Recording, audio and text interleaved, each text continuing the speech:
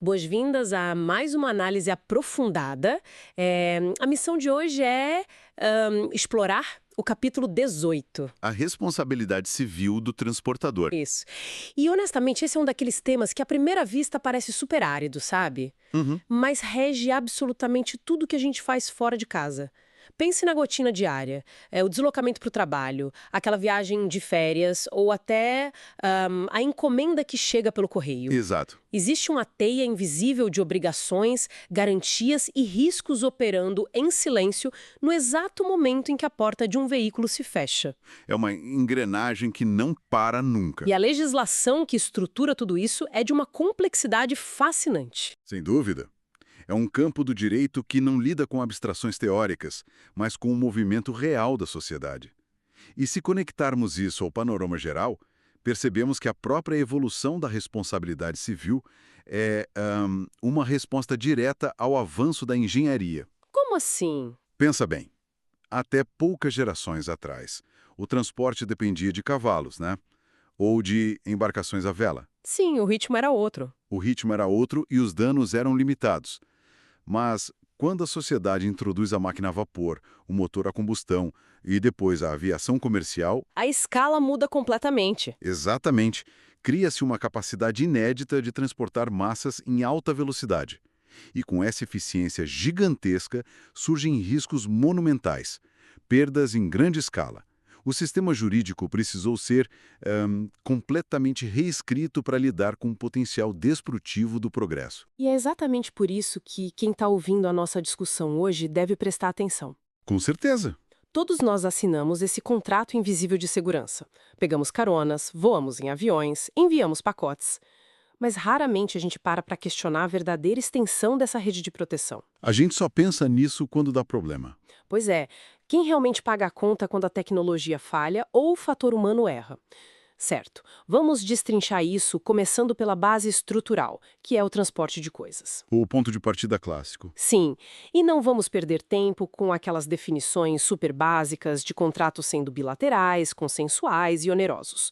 O crucial aqui é entender a brutalidade da regra imposta a quem transporta mercadorias. A famosa obrigação de resultado. Isso. A legislação exige uma obrigação de resultado. Não existe margem para desculpas ou para dizer, olha, nós tentamos o nosso melhor. A expressão obrigação de resultado é realmente a espinha dorsal de todo esse sistema. Uhum. No universo do transporte de mercadorias, o vínculo inicia no instante em que o transportador recebe o bem e só se encerra com a entrega perfeita ao destinatário. Perfeita e intacta. Exato. O direito brasileiro adota aqui a responsabilidade objetiva.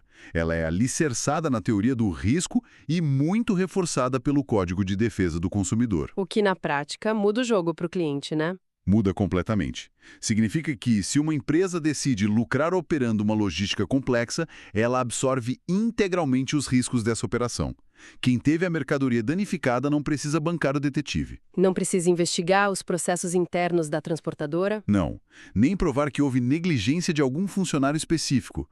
O simples fato de a encomenda não chegar intacta já aciona o dever de indenizar. Isso fica muito, mas muito claro quando a gente pensa em cargas sensíveis. Vamos pegar um exemplo prático do texto, de altíssima tensão emocional. O transporte de animais de estimação. Sim, o transporte de pets em porões de aeronaves.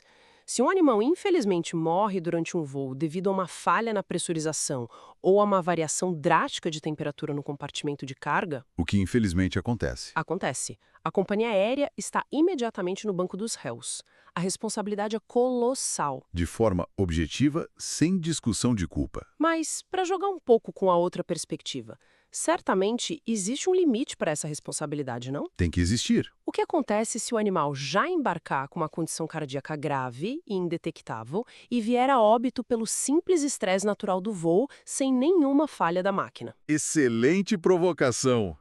A responsabilidade objetiva dispensa a prova de culpa, mas não transforma o transportador em um segurador universal contra absolutamente todos os males do universo. Certo. Existem causas excludentes muito específicas que rompem esse nexo de causalidade. Que cortam a ligação entre a viagem e o dano. Exatamente. O cenário da condição cardíaca pré-existente do animal ilustra perfeitamente o que o direito chama de vício próprio da coisa. Vício próprio. Sim, Se o dano decorre de uma característica inerente ou de uma fragilidade prévia do bem transportado, a empresa é isentada.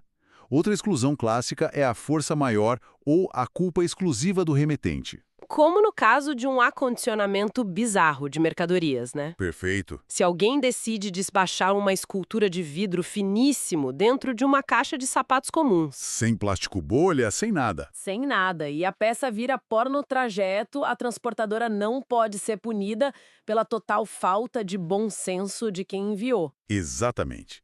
Se a falha primária nasce das mãos do próprio remetente, o transportador se exime da obrigação. E vale notar que, nesses trâmites de mercadorias, a indenização costuma ser atrelada ao valor declarado no conhecimento de transporte. Aquele documento fiscal que acompanha o envio. Isso.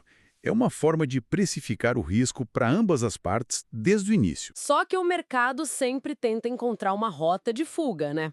É muito comum a gente ver empresas inserindo aquelas infames letras miúdas nos contratos. A cláusula de não indenizar. Essa mesma. Aqueles parágrafos longos onde a transportadora essencialmente diz: nós aceitamos o seu dinheiro, mas não nos responsabilizamos por perdas, danos ou extravios. Lavando as mãos. Literalmente. Como os tribunais lidam com essa tentativa de reescrever a lei via contrato? Os tribunais lidam com isso de forma implacável. O Supremo Tribunal Federal consolidou a súmula 161, que é uma verdadeira barreira de contenção contra práticas abusivas. E o que ela diz? Essa súmula determina que, em contratos de transporte, qualquer cláusula de não indenizar é nula de pleno direito. É papel em branco. Ineficaz. O dever de garantir a segurança do bem é uma norma de ordem pública. Não é algo que uma empresa possa simplesmente negociar ou apagar com letras miúdas.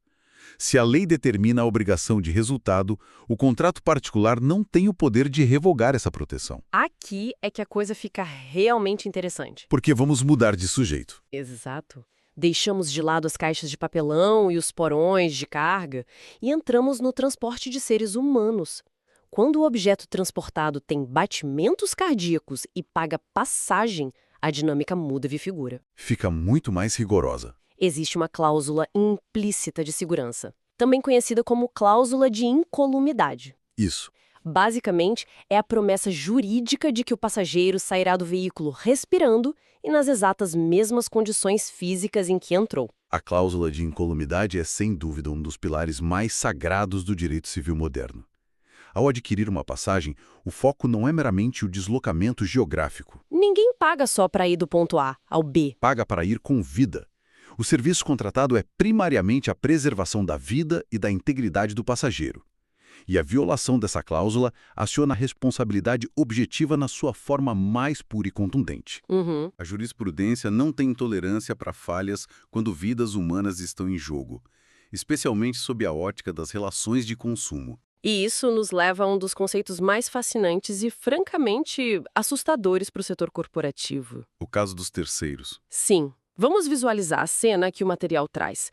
Um ônibus rodoviário intermunicipal, o motorista adormece ao volante e o veículo capota na estrada. Uma tragédia. Os passageiros feridos vão processar a empresa e a empresa vai pagar. A responsabilidade objetiva aí é clara. Cristalina. Mas no meio do capotamento, o ônibus invade o acostamento e atinge um pedestre que simplesmente caminhava por ali. O bystander. Esse pedestre nunca comprou uma passagem, nunca assinou nenhum contrato com a aviação.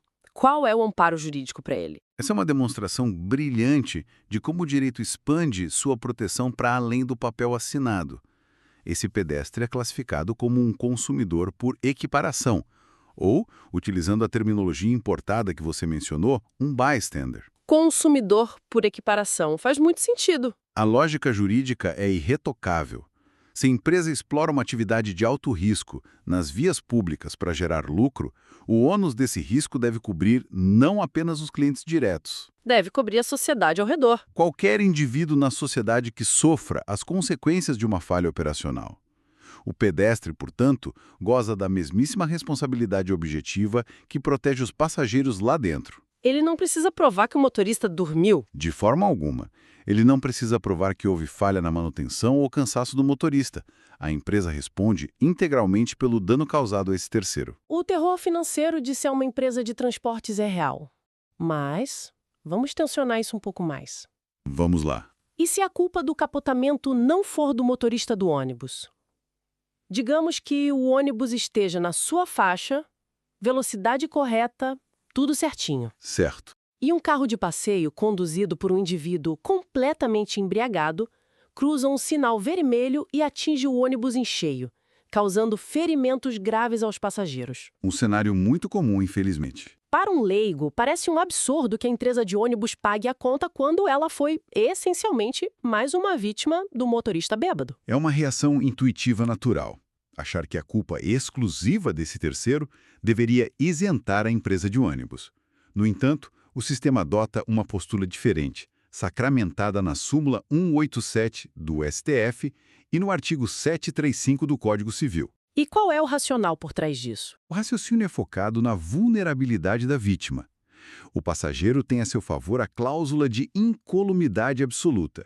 O ordenamento jurídico entende que o passageiro machucado não deve ser forçado a iniciar uma verdadeira caçada judicial contra um terceiro desconhecido. Que às vezes nem tem seguro, nem patrimônio. Exatamente. Que talvez nem tenha como arcar com as indenizações hospitalares. Ou seja, a empresa de ônibus atua como um escudo financeiro imediato para os feridos. Há uma solidariedade imposta por lei. Exato. A aviação indeniza seus passageiros de imediato, cumprindo seu dever objetivo de segurança. E ela fica no prejuízo. Não. Posteriormente, ela exerce o seu direito de regresso. Com todo o seu maquinário jurídico e financeiro, a empresa processa o motorista embriagado para reaver o prejuízo. Ah, o sistema prioriza o elo mais fraco. Sempre, garantindo que o passageiro machucado receba suporte sem ter que lidar com os trâmites tortuosos de provar a culpa de um motorista imprudente. Faz todo sentido do ponto de vista social. Mas o que acontece quando a interferência externa deixa de ser um acidente de trânsito e se torna um crime violento? Aí o cenário muda de figura. Isso levanta um debate acalorado, especialmente nas grandes metrópoles brasileiras. Um ônibus é invadido por criminosos armados, há um assalto, pertences são levados, passageiros sofrem danos físicos e psicológicos. A empresa de ônibus ainda serve como esse escudo financeiro absoluto? Isso levanta uma questão importante, pois é o exato momento em que o escudo financeiro cede. O Superior Tribunal de Justiça, o STJ, consolidou uma diferenciação vital entre duas categorias de risco. Fortuito interno e fortuito externo. Precisamente. O assalto à mão armada é classificado como fortuito externo. É considerado um evento de força maior, absolutamente irresistível, imprevisível e, o mais crucial, totalmente estranho à natureza da atividade de transporte. É uma distinção sutil, mas que muda tudo. Por exemplo, um pneu que estoura em alta velocidade ou um eixo que se rompe por fadiga do metal é fortuito interno. Perfeito. Mesmo que a manutenção estivesse em dia, a quebra mecânica é um risco intrínseco de quem coloca dezenas de veículos pesados nas ruas. A empresa assume esse risco e indeniza. Perfeitamente colocado. O fortuito interno está atrelado ao risco da atividade. Faz parte do custo de se fazer negócios. Já a violência urbana armada não tem relação direta com a prestação do serviço de locomoção. A empresa de ônibus não é a polícia. Exato. Uma empresa de transportes tem a obrigação legal de manter freios funcionando e motoristas treinados, mas não possui poder de polícia. Não cabe a ela substituir o Estado na garantia da segurança pública preventiva contra o crime organizado ou assaltantes. Entendi. Por ser um evento fora de qualquer previsibilidade ou controle operacional, o assalto rompe o nexo causal e a empresa é isentada de indenizar os passageiros. É fascinante ver a linha invisível que os tribunais desenham entre o que é o custo de fazer negócios e o que é o caos social invadindo a esfera privada. É o equilíbrio possível. Mas, mudando de marcha, vamos olhar para o cotidiano fora das grandes corporações. Sem passagens compradas, sem empresas de ônibus. O dia a dia. O simples ato de pegar um carro e dar uma carona. O Código Civil de 2002 não ignorou o clássico fim de semana onde alguém oferece o banco do carona para um amigo. Como a lei enxerga essa relação, puramente amigável? O legislador foi muito perspicaz ao isolar essas situações. Quando falamos da clássica carona desinteressada, estamos diante do que o Código Civil chama de transporte de mera cortesia. Um favor? É um favor. Não há remuneração, não há contrato formal. Devido a essa natureza gratuita e amistosa, o rigor da responsabilidade objetiva é desligado. O regime passa a ser de responsabilidade subjetiva. O que significa que se houver um acidente e o amigo no banco do passageiro se ferir, ele terá um desafio probatório enorme para conseguir qualquer reparação. Vai ter que provar a culpa do motorista. Ele precisará provar que quem dirigiu agiu com dolo, ou seja, bateu o carro de propósito ou com culpa em um grau muito elevado, como uma imprudência absurda ou imperícia grave. A lei protege quem está fazendo o favor, aliviando o peso punitivo. Exato. Seria um desestímulo ao convívio social se cada carona oferecida representasse o mesmo risco jurídico de gerir uma companhia de ônibus multinacional. Ninguém mais daria carona. Ninguém. Mas a genialidade da jurisprudência surge quando tentamos mascarar interesses financeiros sob o verniz da cortesia. Ah, o transporte interessado. Esse mesmo. Esse é o meu exemplo favorito porque tem aquele toque de ironia corporativa. Imagine o cenário que analisamos. Um corretor de imóveis tem um cliente em potencial. Certo. O corretor diz, não se preocupe, eu levo você no meu próprio carro para fazermos a visita à propriedade.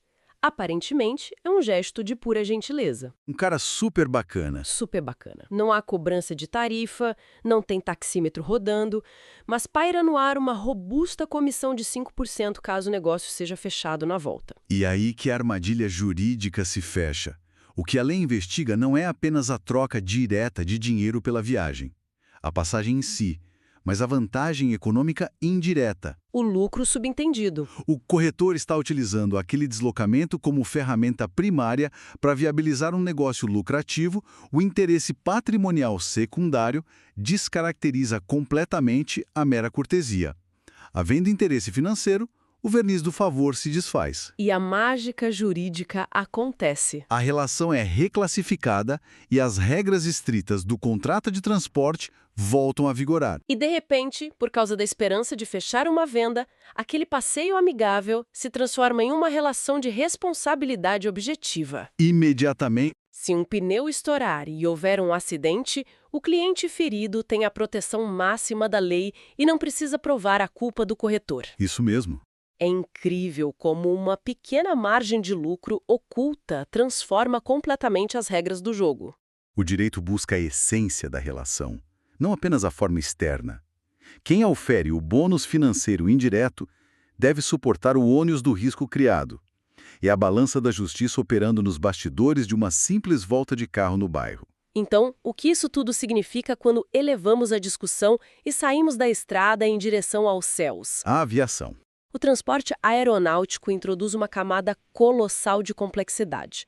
Porque voar envolve cruzar não apenas nuvens, mas fronteiras internacionais e soberanias diferentes. Regulações locais como o Código Brasileiro de Aeronáutica batem de frente com gigantescos tratados internacionais. Como as convenções de Varsóvia e de Montreal. Isso. Como o sistema lida com isso? O que é fascinante aqui é o choque de titãs entre normativas. O direito aeronáutico internacional sempre teve uma preocupação central: proteger a viabilidade financeira da indústria da aviação global. Evitar que as empresas quebrem a cada acidente. Exato. Por isso, as convenções internacionais focam agressivamente na tarifação, que é o estabelecimento de tetos máximos para indenizações. Se uma mala é extraviada em um voo internacional, os tratados impõem um limite matemático estrito do quanto a companhia aérea deve pagar por quilo perdido. É uma tabela fria. Uma previsibilidade fria calculada para evitar que empresas aéreas sofram com processos multimilionários por causa de bagagens. Só que isso encontrou um obstáculo formidável no Brasil. A nossa Constituição. Sim, existe uma decisão muito emblemática do Supremo Tribunal Federal sobre como essa tarifação matemática internacional convive com a dor real e psicológica do passageiro afetado. E trata-se de um marco na defesa do consumidor no Brasil. O STF estabeleceu que existe uma linha divisória inegociável.